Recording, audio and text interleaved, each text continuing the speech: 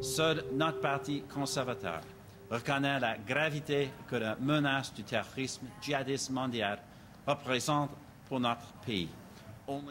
À l'instar de l'Australie, Stephen Harper souhaite criminaliser les voyages des Canadiens dans des zones du monde reconnues pour être des foyers de terroristes et de djihadistes, les régions de l'Irak et de la Syrie où le groupe État islamique est actif.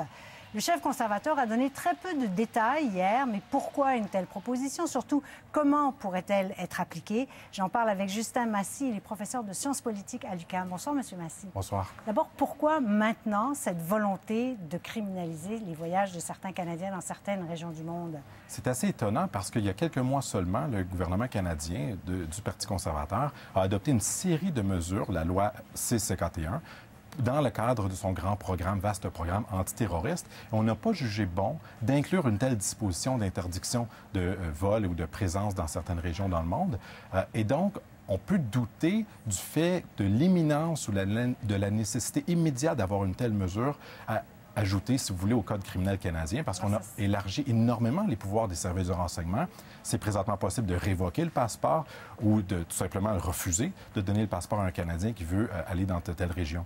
Donc, on a les moyens, si on veut, de stopper des gens qui voudraient ou qui seraient allés lutter avec l'État islamique. On a beaucoup de moyens. Ici, ce serait une mesure supplémentaire dont l'objectif est peut-être louable. On veut empêcher que les Canadiens participent aux actions terroristes. Mais ici, la stratégie est très dissuasive, très coercitive.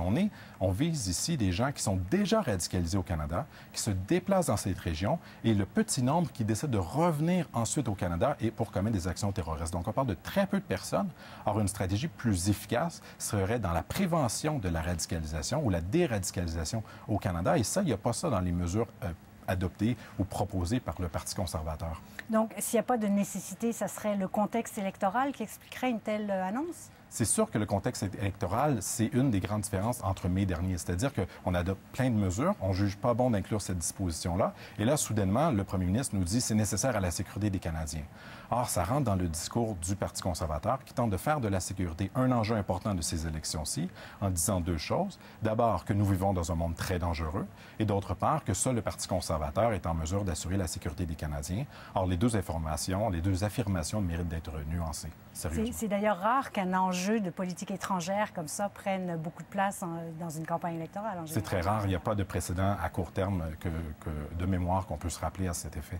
Bon, dans les faits, est-ce que ça serait concrètement applicable, ce genre de politique? C'est assez difficile parce qu'il faudrait que les services de renseignement prouvent que vous êtes allé dans la ville spécifiquement désignée comme étant interdite d'accès par le gouvernement canadien.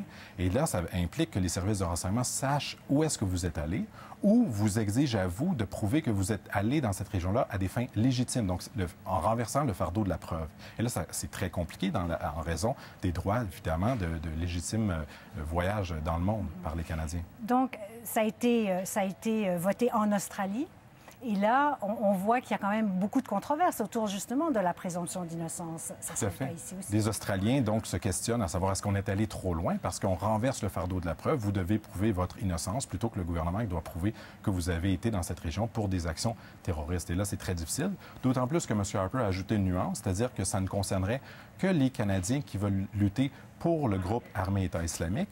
Or, c'est très difficile parce qu'il y a des Canadiens qui se déplacent pour lutter également contre le groupe État islamique et eux seraient exemptés. Donc, il faudrait que le gouvernement canadien réussisse à prouver vos intentions et avec qui vous avez lutté en Syrie, par exemple. Or, c'est une guerre civile, beaucoup de factions, c'est extrêmement complexe à mettre en œuvre.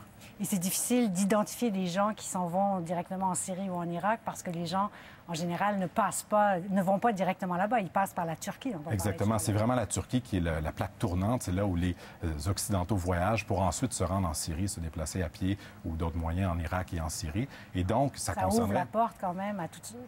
Voilà, parce qu'il y a beaucoup de Canadiens qui voyagent en Turquie à des fins tout à fait légitimes de tourisme. Et donc, est-ce qu'eux pourraient être visés par cette loi-là? On n'en sait rien parce que M.